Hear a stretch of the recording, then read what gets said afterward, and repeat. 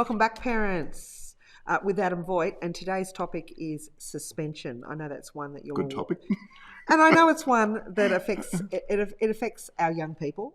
It affects everyone, doesn't and it it? affects everyone, and it's not often talked about.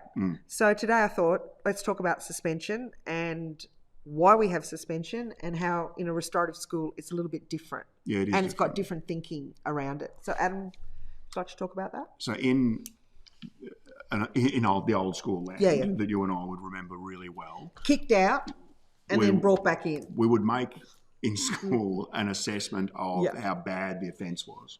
So we'd look at the offence and say, no, that was a really bad one. You're going to get extra time. And so we lengthen the time between a kid getting it wrong and coming back. And nothing was ever said when you came back. No. It was just it's just do your time. It's do the in. crime, do the time kind of view.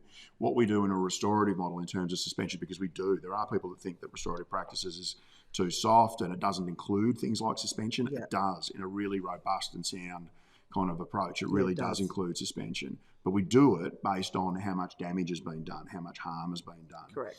And really that assessment is about how long do we need to get people calm, to give people the plan, and to help that harm to be able to be fixed up before we throw the student back into the classroom.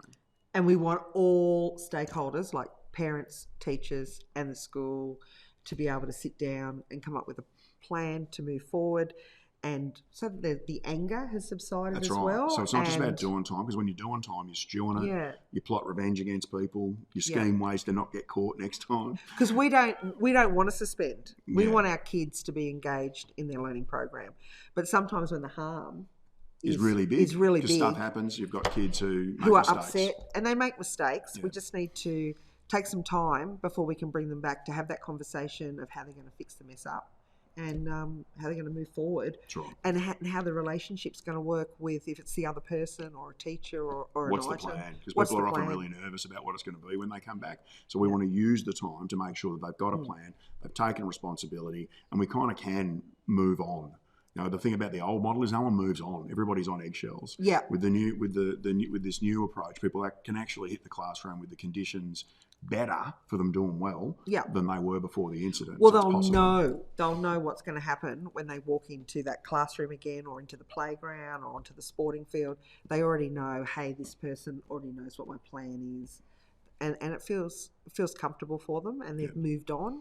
And that's really, really important for our young people to understand. It's, when they've made a mistake, okay, well, you've made a mistake. We've sat down, we've talked about it. It's a big one. We've bought some time. Let's do the work required to fix it up. Yeah, and we want them to move on. Yeah, exactly. And we want them to be able to problem solve. So that's. So suspension exists in a strong restorative model. We just do it slightly differently. That's something that's worth parents knowing about. It's important. It's a good conversation. Thanks, Adam.